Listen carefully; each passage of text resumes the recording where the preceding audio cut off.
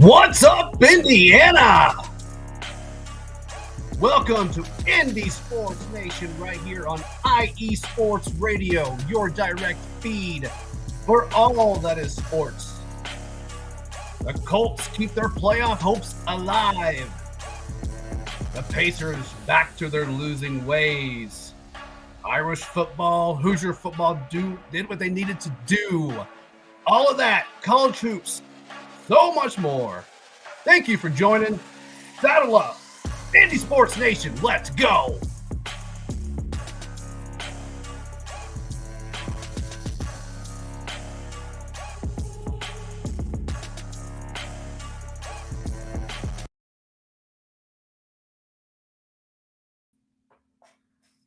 Good afternoon and welcome in, everybody.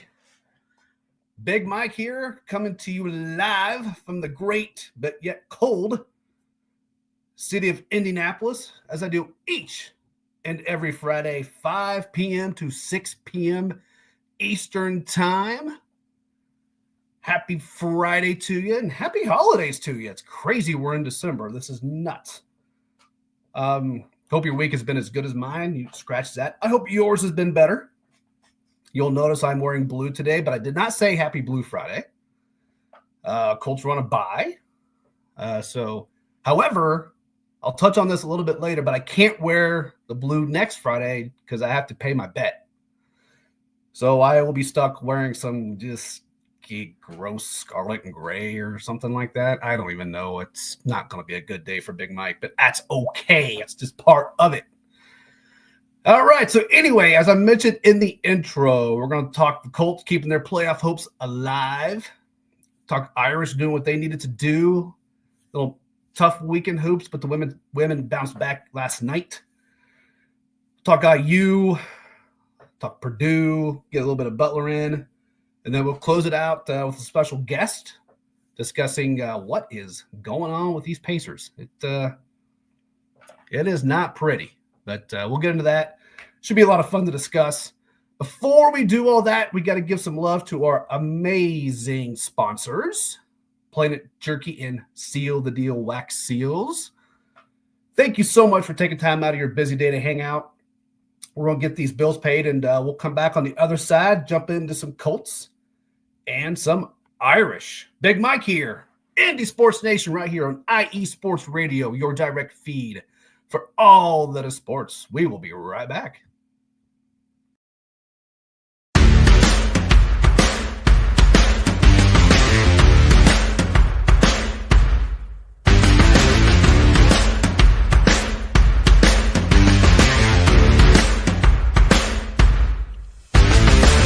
IE Sports Radio fans, this show is brought to you by Planet Jerky Premium Brisket Beef Jerky.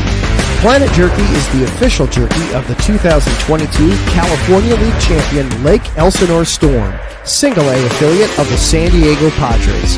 This all-brisket jerky has gluten-free options, contains no MSG, no sodium nitrate, is low in sugar, and high in protein.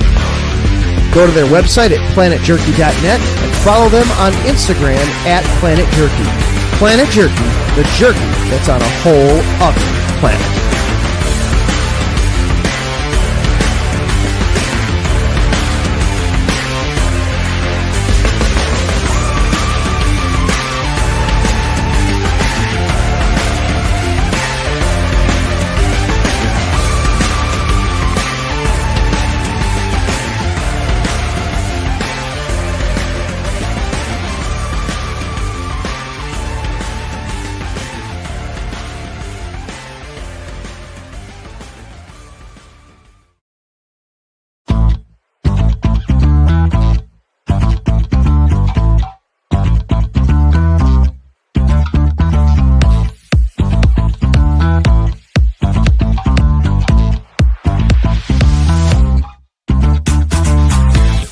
Hey there, IE Sports Radio fans. Be sure to check out our sponsor, Seal the Deal Wax Seals by Cecilia B.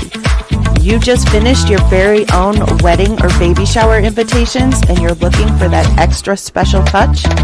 Maybe you just wrote a letter to a relative or a friend and you want to add to their smile when they receive it. Then seal the deal with Cecilia's handmade sealing wax stamps for your invitations, letters, and gifts. You bring the deal, we'll bring the seal. You can find them on Instagram at sealthedeal_wax stamps and on Facebook, Seal the Deal Wax Seals.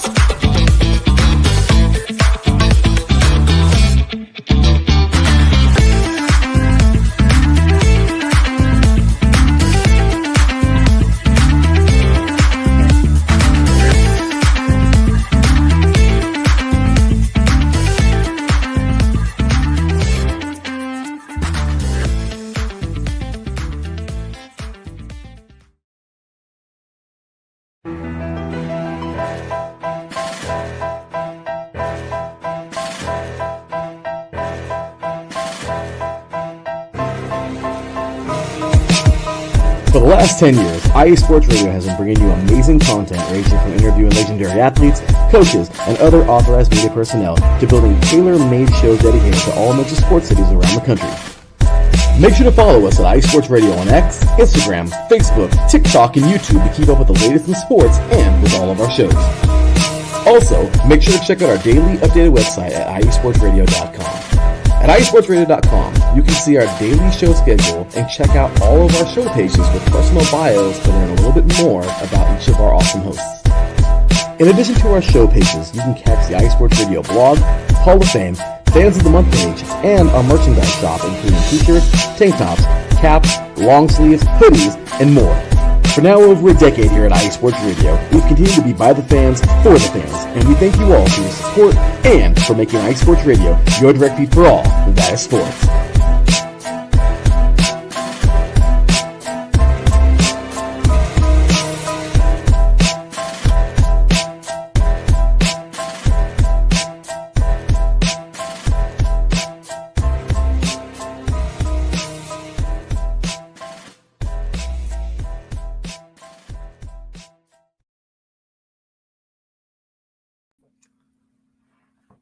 All right, welcome back in, everybody. Once again, thank you so much for joining.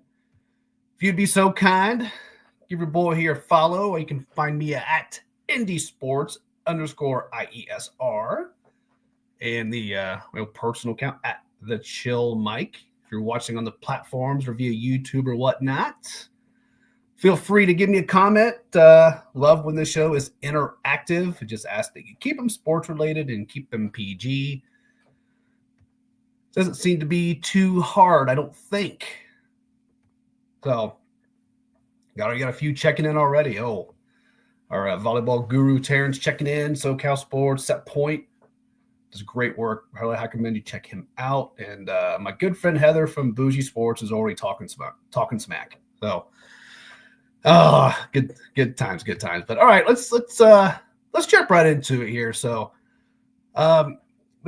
the Colts have kept their playoff hopes alive by a crazy game Sunday against at New England, and this is, I mean, I'm just going to be honest right here. It drove me crazy for a variety of reasons, but I've been on this program for past few weeks now, saying, hey, this Colts defense, albeit they're not a great defense by any stretch of the imagination, but they've seen they're doing enough to win. I mean, you held the Lions to 24 points, which no one thought the Colts were going to beat the Lions, but okay, held them to 24. All right, okay, I'm mad at that. And then we go to New England, which I believe at the time was the last total yards of offense. I believe they were ranked last in the league. If not, they were really close. We're talking like 30, 31, whatever. Just not great. I mean, this team has only won 3 games. Now, you could argue a game or two could have went one way or the other. Fine. You could say that about everybody. But man, that Colts defense just getting gashed. They couldn't stop a nosebleed. It was brutal. And we gave up, looking at some stats now, I believe right at 200 yards on the ground against a team that is, again, a 3-win team. It is the bottom of the league in pretty much every offensive category. Now, I will give Drake May his due. I think he's going to be a good player in this league, no doubt about it. And he was smart. I mean, he had a pretty decent game. He threw the one pick, which ended up being costly right at the goal line. So credit to Julian Blackmon for getting that pick for the Colts. But man, oh man, that's just this. After doing what you do with the Vikings and keeping them in check and keeping the Lions in check, and then turn around and do something like this, it just puts Gus Bradley back in that light as a defensive coordinator that you don't want to put yourself in. But at the end of the day, the Colts found a way. And I'm going to give credit, and a lot of their credit, to Anthony Richardson. Look, he was without, and again, I'm not one to make excuses. For those of you who've watched me, I am not a guy that says, well, somebody's hurt, and that's why it's next man up. That's just what it is. And not having Josh Downs was you could tell he was missed without a doubt. I mean, Josh Downs is a dog. He just is, and he has been, in my mind, the top receiver. He's WR1 right now. As much as I love Michael Pittman Jr., do not get me wrong. But being that the Colts don't have tight ends, and I say that, obviously they have tight ends, but at the end of the day, the tight ends are not doing what they need to do. Here, I'll give you my impression of a Colts tight end. I don't have a football, but watch this. There's a Colts tight end for you right there. Past few weeks now, they've not caught surefire touchdowns.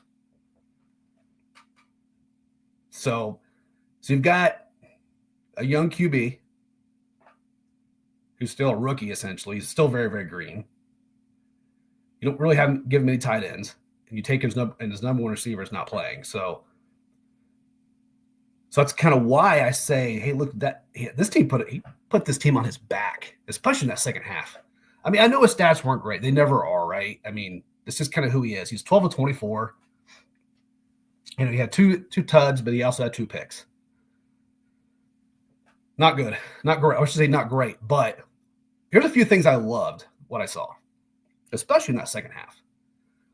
And anyone who's seen Anthony Richardson, like in an interview, like, post game or whatever, he's always just kind of that real deep voice, and he's just very kind of reserved, almost chill kind of a vibe. It's real deep. It's almost like a Barry White thing going on there. I actually kind of dig it. But I saw this in the second half where you could just see him just barking out orders, and you could see him taking command, if you will, taking command of that offense, which is an intangible that I hadn't really seen him do a lot. So it just tells me he's getting more and more comfortable running this offense. And while he's still going to have his hiccups, do not get me wrong. But seeing that command and then obviously leading that drive at the end of the fourth quarter, getting in the end zone, and then just willing that 2-point conversion to take the lead. Things like that, to me, that resonates.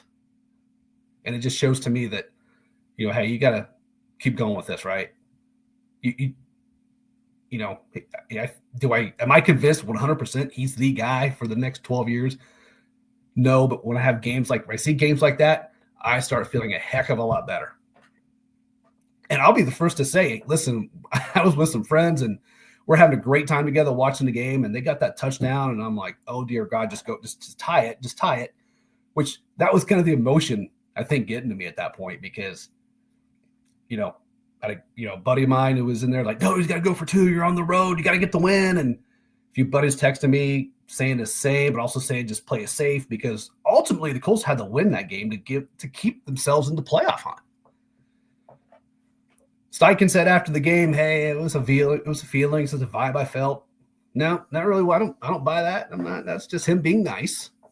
Because at the end of the day, who trusted that defense? Nobody. Because we all saw what happened.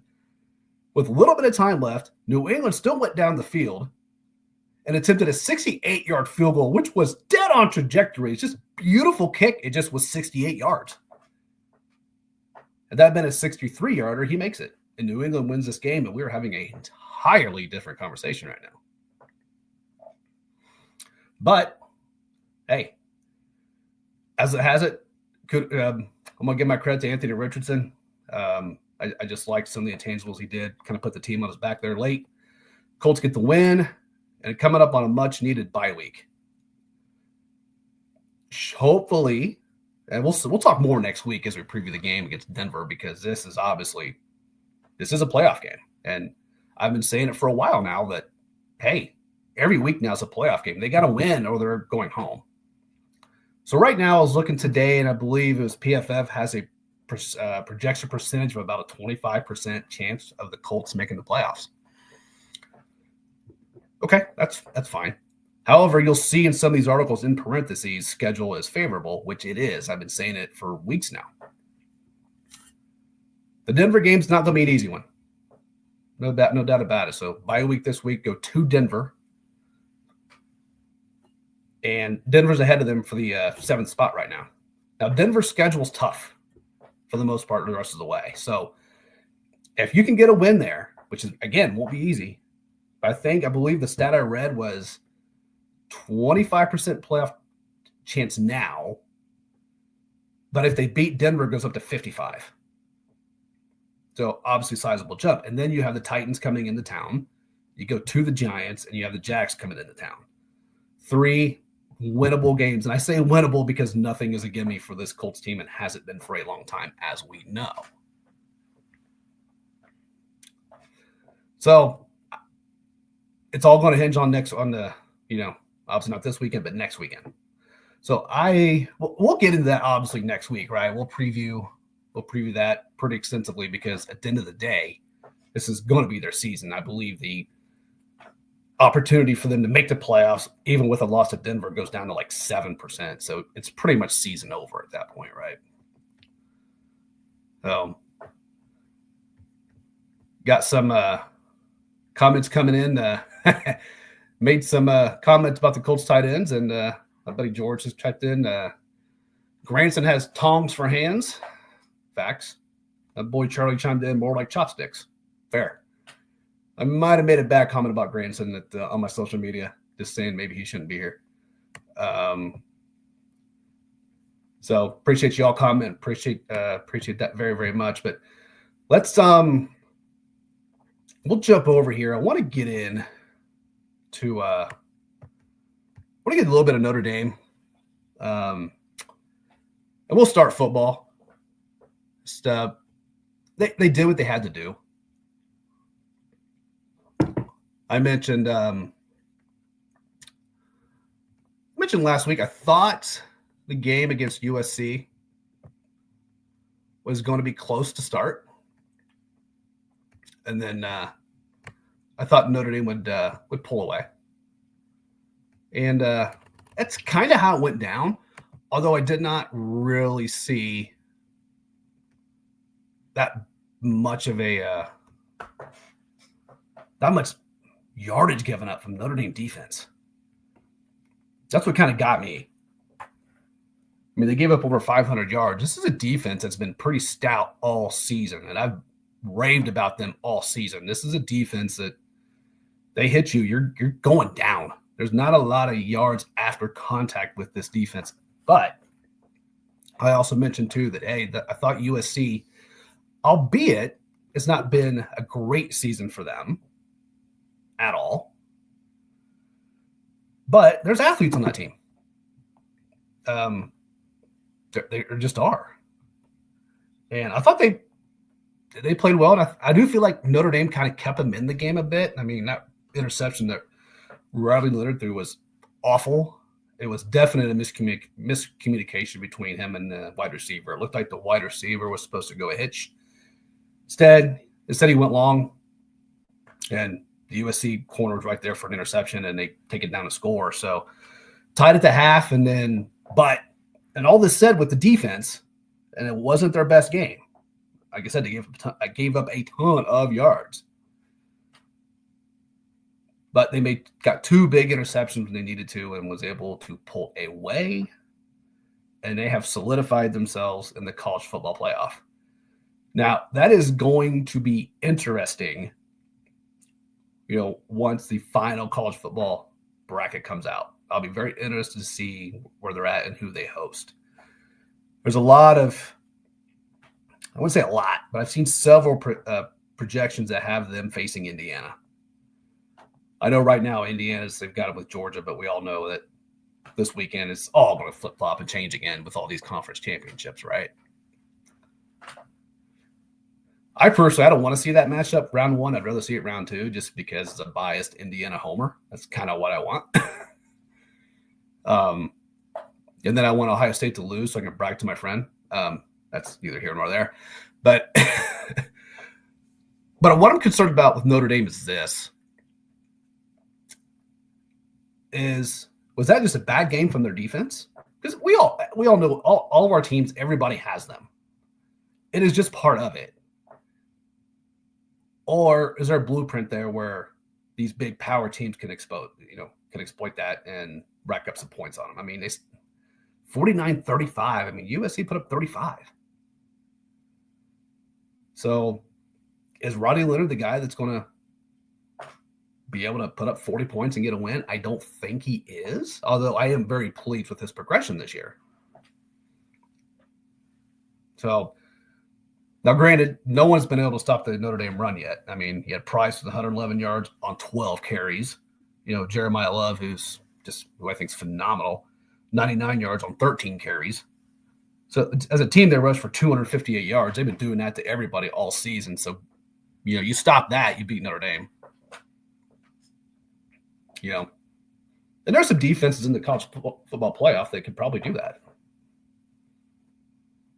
So I don't know. It'll be interesting. I'm looking forward to seeing how the seeding shake out, where they get placed, who they play first round. Because to me, it's a team that can make a run, or depending on the matchup first round, that may be a bad matchup and they could go home early. So we'll talk about that more next week for sure. But while we're talking Notre Dame, man, the men's hoops has been a rough go with Burton, the reigning freshman ACC player of the year, being out.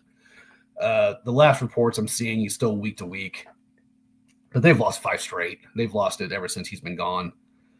It feels as though I can't really put this all on Shrewsbury. I just feel like they're kind of they've lost some confidence and losing their identity a little bit. However, as I say, been saying it ad nauseum, if you're going to play bad basketball, play it now. Get it out of your system now. It's early December. You don't have to be playing your best basketball right now. You need to be playing it come, January, late January into February, and obviously into March. Goes without saying. So we'll keep tabs on that. I want to touch on the women real quick as well. As we were on the air last week, Notre Dame was playing TCU. TCU is a good squad this year, without a doubt. And that was a game where I wouldn't say Notre Dame had it in hand, but they had a lead, and then they did not show up in the fourth quarter. I understand we could credit TCU a little bit. Sure, fine. That's fair. Much improved team. Good team this year, no doubt about it. TCU outscored Notre Dame 31-12 in the fourth quarter. And just Miles and Hidalgo were just kind of stymied in that fourth quarter. Just nothing worked for them. And then to follow that up, a loss to Utah, where that was just a game where, again, it felt like Notre Dame, as good as this team is, and I'm not worried about the Notre Dame women at all. I'm really not. But Miles was taken out of the game, essentially. Had one of those games that just couldn't hit a basket, and which is a non-factor, and no bench. Utah came in with a balanced effort, had the effort there, just playing for the upset, got it. Again, it's early, stuff like this happens. However, you may have saw it last night on ESPN where in an overtime thriller against number 4 Texas, Notre Dame women bounced back very impressively. And I love the effort and the energy in the overtime, no doubt about it. Hidalgo went nuts. They could not stop her. And again, it's why I say this team, I'm not worried about them. Take a few bumps here and there. It's part of it. I'm not, I still think this is a potential Final Four team. I really, really do. They have a test coming up though. They got Syracuse on the horizon. Then right after that is UConn. So that'll be some must watch basketball there. No doubt about that. Checking out the comments here one more time. Oh, Adam, our stud guy who does our Chicago show and the Neutral Zone. Marcus Freeman going to stay in South Bend and we make the NFL jump. I think he stays. Hey, been wrong before.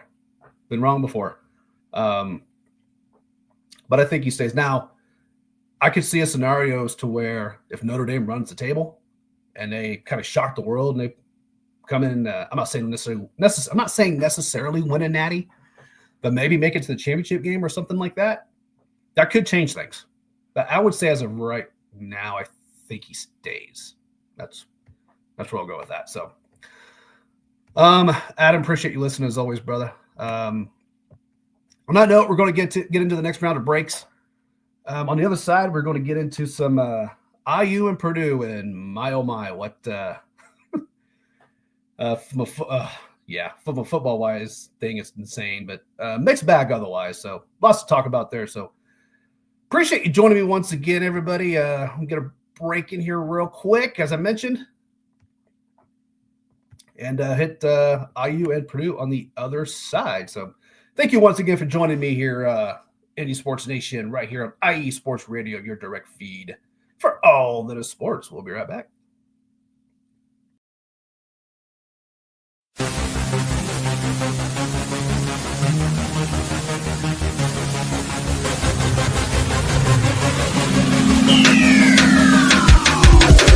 What's up, everybody? This is Taryn Rodriguez.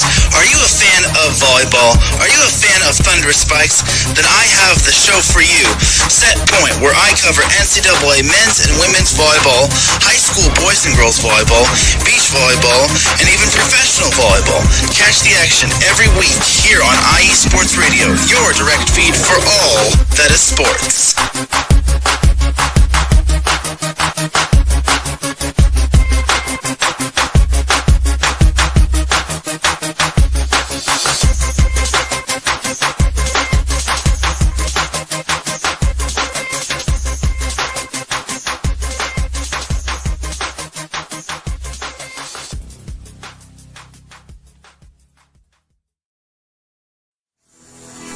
Sports fans, do you like teams that are tough, cities that are tougher, and fan bases that are passionate about their teams?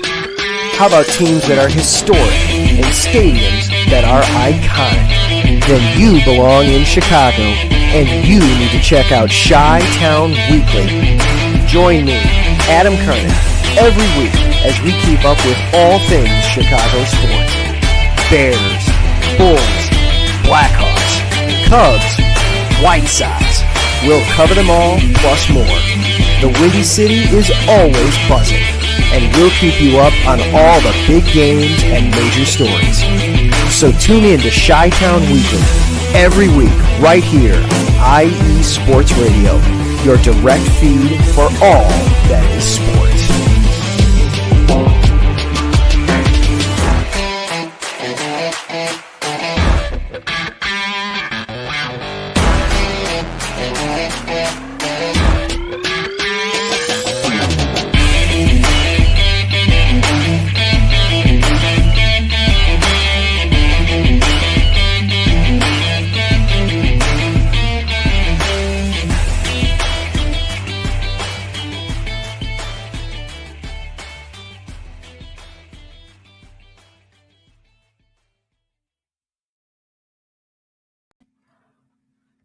All right, welcome back, everybody. Once again, thank you so much for joining me.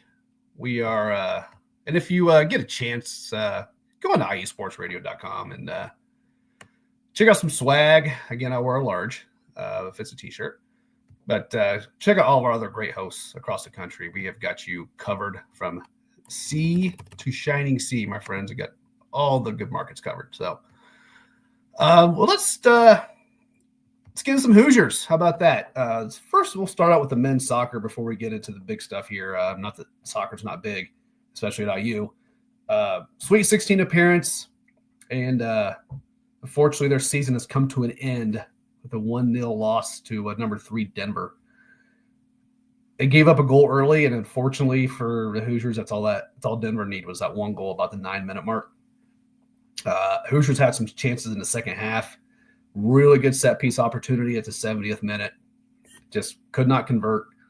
Plenty of other scoring opportunities. Just, credit Denver's keeping and their defense. Denver's a good team.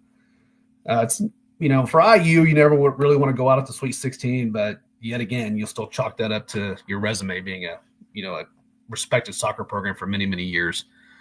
So big congrats to the IU soccer men. Hate to see it in so early, but heck of an effort. It really was. So let's get into football real quick. I'm not going to spend a ton of time on IU hoops today, just because we got a lot to cover before we get to our special guest here at the end. But I'll backtrack real quick. They beat Sam Houston handily this week. Okay, great, good for them. I'm not there with this team yet. Again, I don't have to be. It's December, but I'm still not loving what I'm really seeing from this team. Women are giving me a little bit of a mixed bag, picking up a couple top 25 wins and then barely beating Southern Illinois. So I'm still not really sure what's happening there. But I would say they're showing a little bit more promise right now than the men. But again, TBD. So stick around for that. But let's get to what everybody's talking about when it comes to the Indiana Hoosiers, and that is football. And you're a Big Ten Coach of the Year, Kurt Cignetti. Still continuing to walk that swag and what have you. Host Purdue on rivalry week on a nice snowy night in Bloomington, Indiana, and just absolutely dog walk them, which is what they had to do.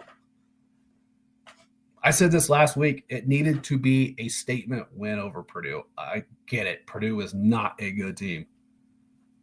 I mean, they're just not a good team. Obviously, the one win was against a team that barely even has a budget to put a football program together. So 66-0 just beat down of Purdue, smacked them around the field, did whatever they wanted, which I get what IU needed to do, because obviously the loss at Ohio State was not great. We covered that last week, special teams blunders. They had to make a comeback there. And even though they beat Michigan, which now looks pretty good after Michigan beat Ohio State, I think with that smacking around, they solidified a spot. They're going to be a lower seed probably, and maybe 11. They could go to 12. And we'll see how this weekend shakes out. But I do think they're going to be in. It'll be interesting to see where they go. I mentioned earlier, if there's projections, it could be Notre Dame. There's another one's Georgia. Look, I'm just going to be interested to see who it is. Georgia is one of those teams that when Georgia's good, I don't know many people beat them. But Georgia's also been bad. So, and when they're bad, that's where IU can sneak a win there. So, I am really interested to see where how this shakes out. Obviously, no game for IU this week. The loss to Ohio State that didn't necessarily eliminate them, because since Ohio State lost to Michigan, had Penn State lost to Maryland, that would have put IU in the Big Ten championship. But I don't think anybody expected Maryland to beat Penn State. And obviously it didn't happen. So Oregon, Penn State for the Big 10, Big 18, whatever, championship here in the great city of Indianapolis tomorrow night. So be tuning into that and seeing how that shakes out. And I see Oregon whooping them, to be completely honest with you, but neither here nor there. Speaking of that, let's go to Purdue. I mean, what is happening, right? I'll just you know what? Let's start with some good news, okay? The women's volleyball team advanced, beat Western Michigan last night, playing Loyola Chicago tonight. I believe that starts right as we go off air, if I'm not mistaken. So I like what I saw last night. What little bit I saw, Eva Hudson was hurt. She was a dog. Colvin just took over the all-time lead for block assists, I believe it was. So they'll be in action tonight. They look good. I mean, Western Michigan put up a fight. Don't get me wrong, and that's what happens in tournaments, right? It just is what it is. So we'll see how they shake out tonight, and keep you posted on that. But best of luck to the women. Before we get into the Ryan Walters deal, I want to talk a little bit about Purdue basketball. I was really excited to come on today and talk about Purdue hoops after yet another preseason championship. That's back to back to back to back. By the way, if you're keeping score at home, nice comeback win over Ole Miss. Showed a lot of grit, a lot of heart in that game. They were down 8, I think, with around 4 minutes to go. And next thing you know, it's tied, and they got the dub. So you love to see that. And here I am this week going, all right, conference opener at Penn State. Going to Penn State's never necessarily easy. But I thought, they'll be okay. I mean, they're not going to blow them out of the building or anything, but they'll be fine. 24 turnovers. 24 turnovers, which led to 32 Penn State points. It's like 81-70, I believe, was the final. It was not that close. And that may have been one of the worst efforts I've seen out of a Matt Painter team. I mean, I won't say ever, but in a long time. I mean, that was just unacceptable on many, many levels. Look, I'm not gonna give them a pass. They were just bad. I mean, and Painter gets attacked, and I loved his response from that. Right, it was like, hey, I'm just trying to get something out of my guys. I'm gonna go out there. I'm gonna fight for my guys. I'm gonna get something out of them.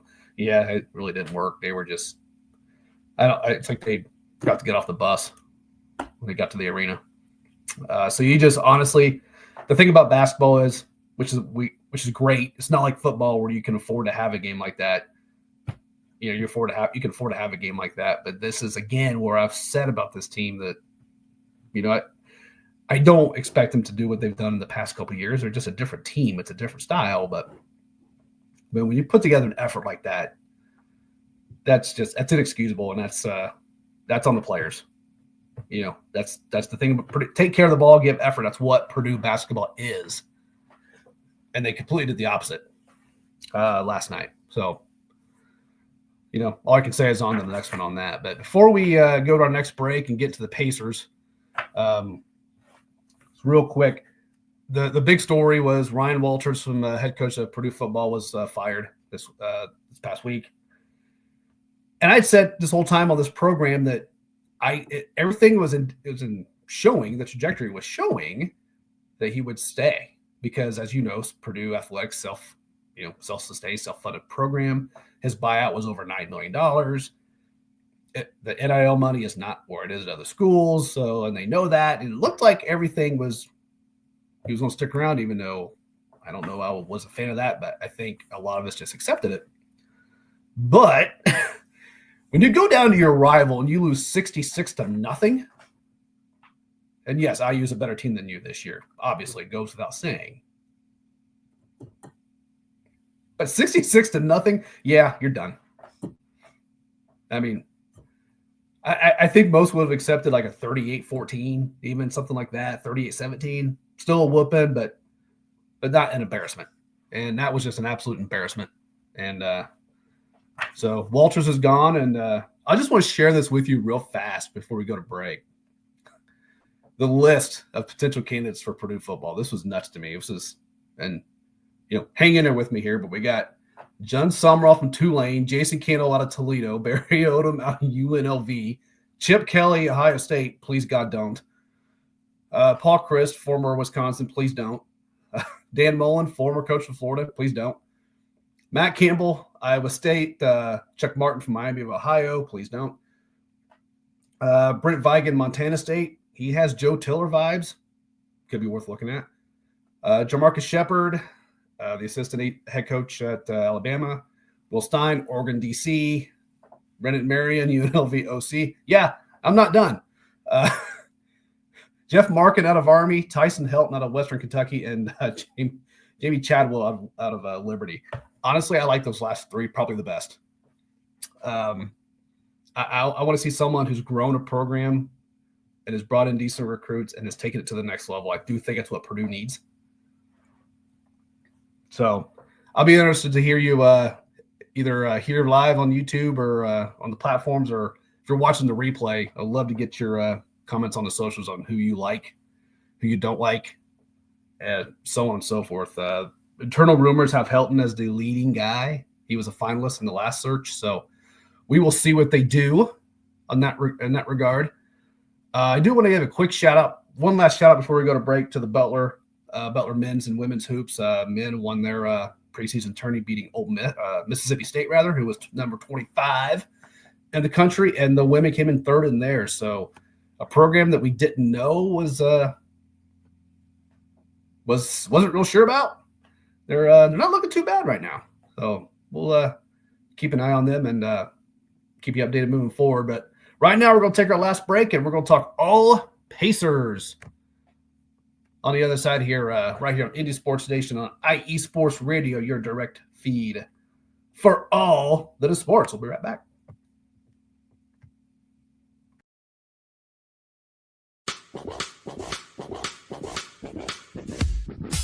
Hello, sports fans. It's me, your boy Larry B, and I want to walk you through the world of sports.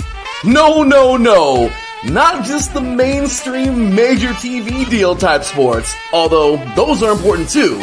But let me be your guide through your journey of all sports, from college to the pros, the minors, and everything in between. Each week, we are talking sports galore with true diehards just like you, from a hardcore fan's perspective that's sure to quench your thirst around leagues you may know all too well, and some you may even discover here. That's right, sports fans.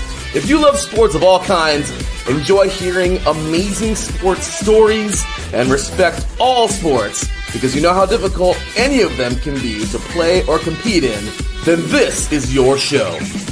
Join me, your boy Larry B, on the defining moment each week here on IE Sports Radio, your direct feed for all that is sports, and let the sports come to you.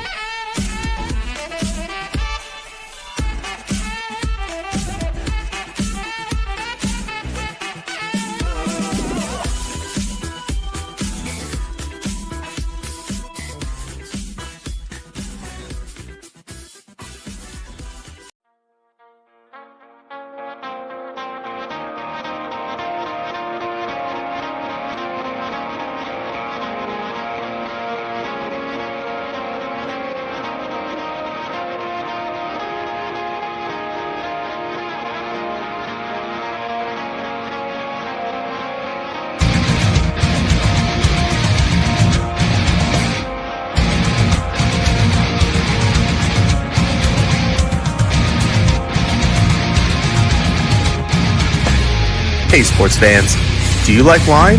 Well, we've got the show for you. This is Let's Wine About Sports, a show where we talk about wine and sports simultaneously. From the classic Cabernet Sauvignon all the way down to the grapes that you've never even heard of before. Oh yeah, we cover it all. And we'll talk about a little bit of sports as well. Football, hockey, collegiate, women's sports, it doesn't matter. We're going to talk about it all, and we're going to whine about it all. So join me Monday at 8 p.m. on IU Sports Radio, your direct feed for all that is sports.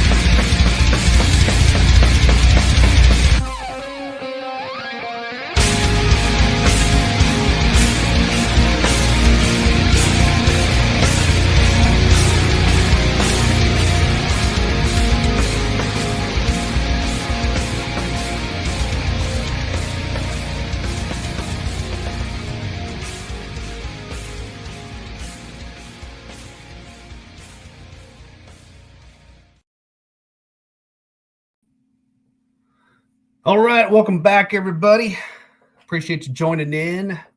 We're going to talk some Pacers. We're going to bring in my boy here to talk some Pacers with us.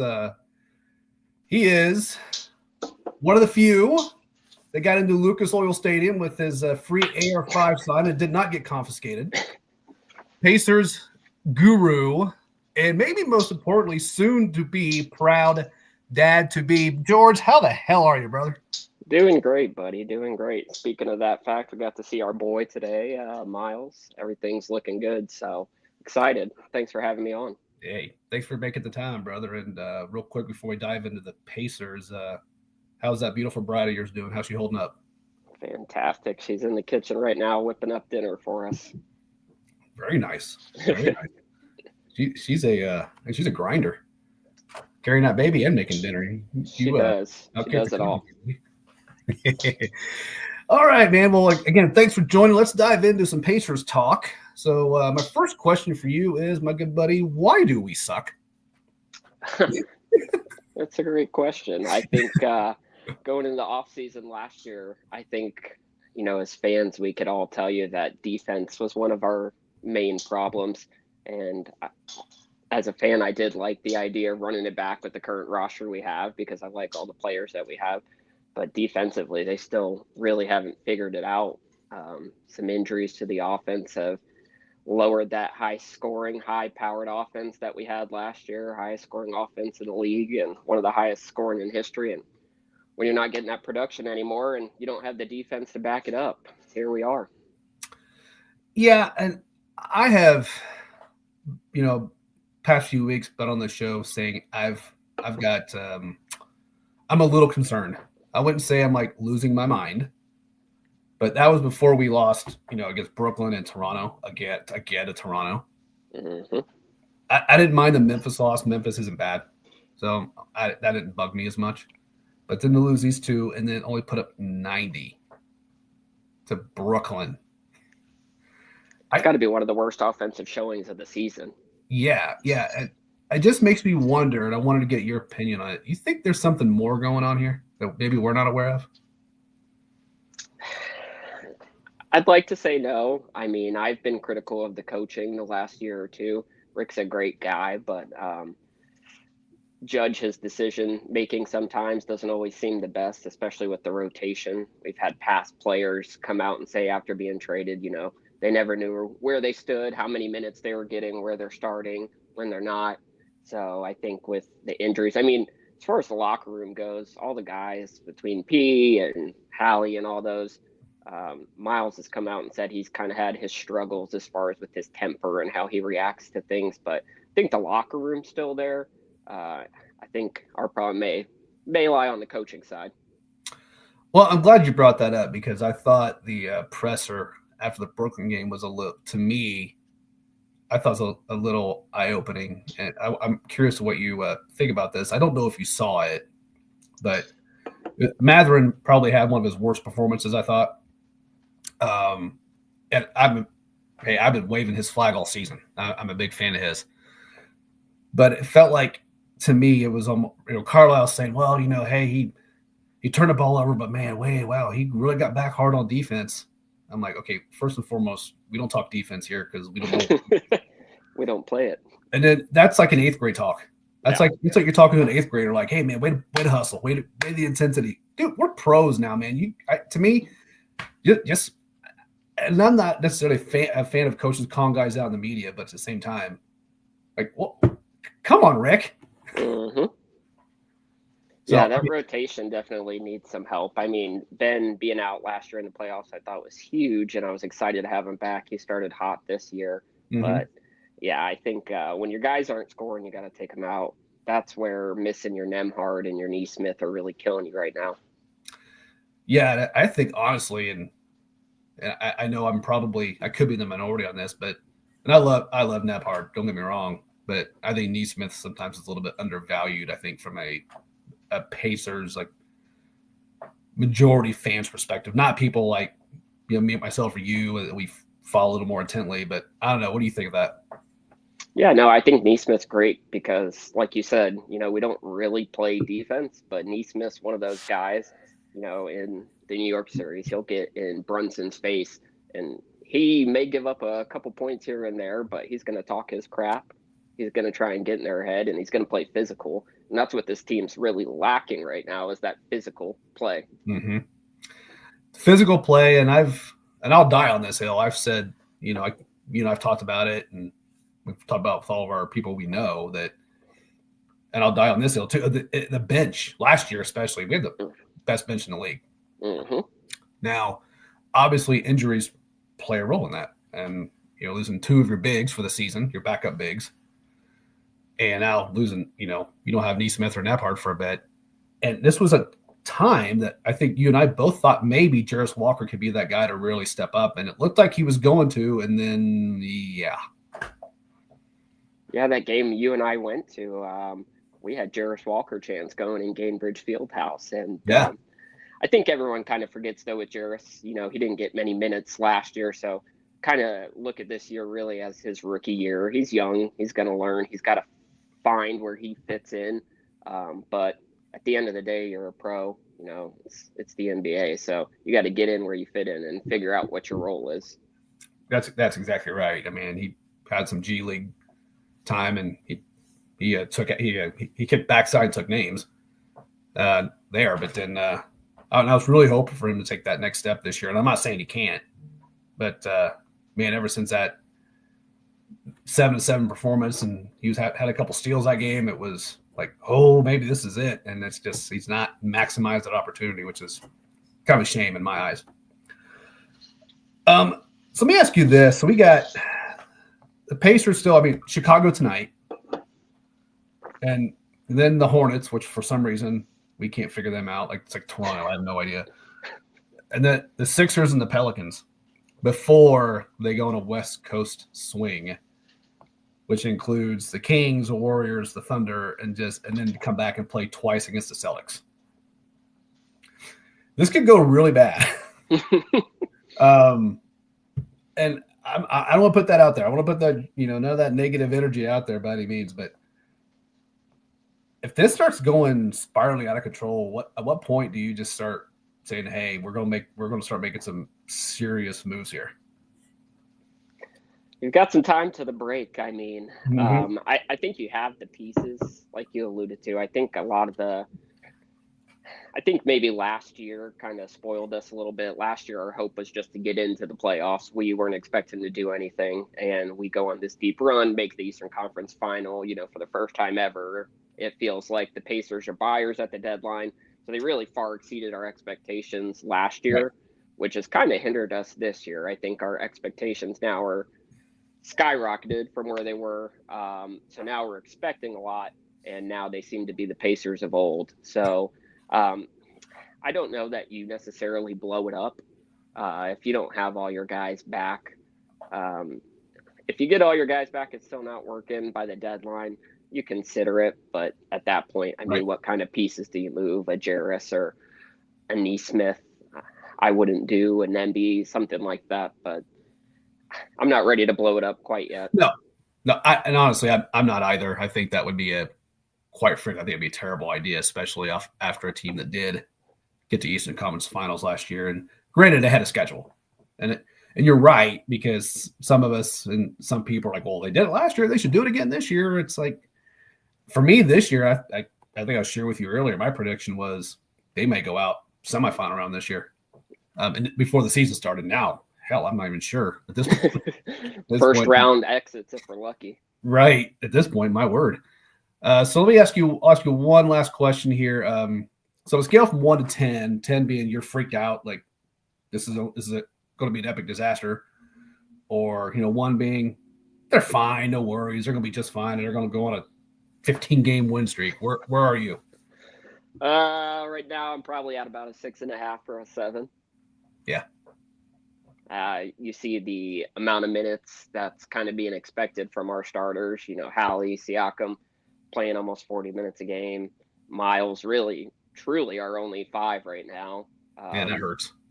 Yeah, and that's where you get put in a bad spot. You lose Wiseman and Ijax really at the beginning of the season, so you can't really make a trade at that point because teams are going to expect a lot more from you than closer to the deadline. So I'd be interested to see closer to the deadline if we make a move. Moses Brown played a couple minutes. He is what he is. He's a G League player. He can give you a couple minutes if he needs, but that's my biggest concern right now. They need to get a backup 5 in there and get healthy, and then we'll see where we're at. But yeah, I am pretty worried. Yeah, it's just total. And to me, it's just completely unlucky to lose your 2 backup bigs to injury, season-ending injury. Again, I'm not a guy who blames I'm not going to be, like the Knicks were last year. Well, we were hurt. That's why we couldn't win. I'm not playing that game. I think it's ridiculous. But, it does hurt, and it forces you as an organization to make some, difficult decisions. And so that's why I'm like, I give Rick, although I'm critical of him at times like you, I do give him a little bit of a pass because this is not what he expected. And, 4 guys that are out essentially. You're getting a couple of them back, but that's not easy for any team to deal with. But unfortunately, you got to be next man up. Yeah, we're Indiana sports fans. We're used to injuries. Yep, we are absolutely used to injuries. And so speaking of being Indiana sports fans, one of the other reasons I wanted to bring you on here, we've got a great guy on our network who, in fact, I dropped his commercial a little bit ago, the Let's Whine About Sports. So he does a show regarding wine and sports. So I wanted to bring you on here to share your little project you're doing, even though I'm obviously very familiar with it, but I wanted you to show anybody who's watching live and who will watch the replay kind of what you're doing. I feel it ties in, but instead of wine, it's bourbon. It is. So, yeah, I've got this little thing going on TikTok here now at Naptown Bourbon.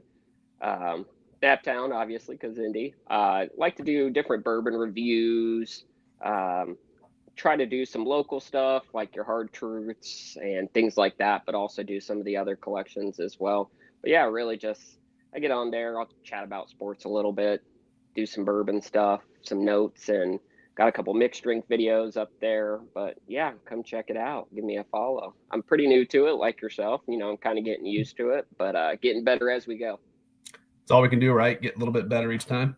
Yeah, absolutely. What's the drink? What's the drink this evening? What should for anybody who's watching? It's a Friday night, and big weekend here in Indy with a Big Ten championship game and whatnot. So, recommendation. What are you feeling right now? Right now, we're sipping on something easy. Anybody can find it at your local Kroger, any liquor store you go to. Russell's 10-year, Old Faithful 10-year-old bourbon, $30 or so on the shelf, and it's darn good. That's always a good go-to. And reason, just in case my fellow IE sports folks are watching, why do we drink bourbon? I'm sorry, have you not been watching Indiana sports for the past decade? Yeah, we have to cope somehow. Yeah, we drink it straight in Indiana because we got to cope somehow. Oh, man. Well, George, appreciate you, brother. Thanks for taking the time to join. Much appreciated. Give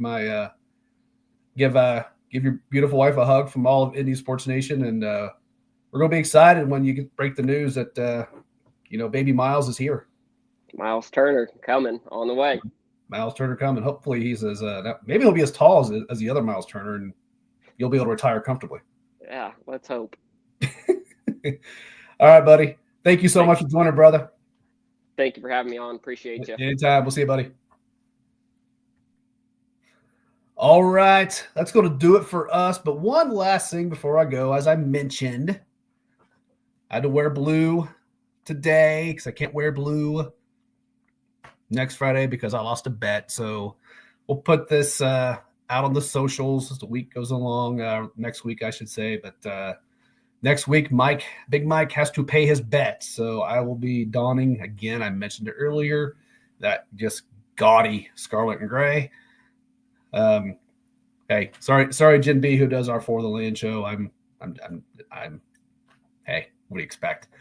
But my good friend Heather from Bougie Sports will be here to laugh in my face, and but we'll talk some college football playoff too, because we'll know the seedings, and we'll talk IU Notre Dame and kind of where they're at in those matchups, and I'll give her a little snippet for Ohio State just for coming on, obviously, but because she gets to have the laugh here, not me. So, all right. Thank you so much again for joining in. Big Mike here, Indy Sports Nation, right here on IE Sports Radio, your direct feed for all that is sports. Have a great weekend, everybody.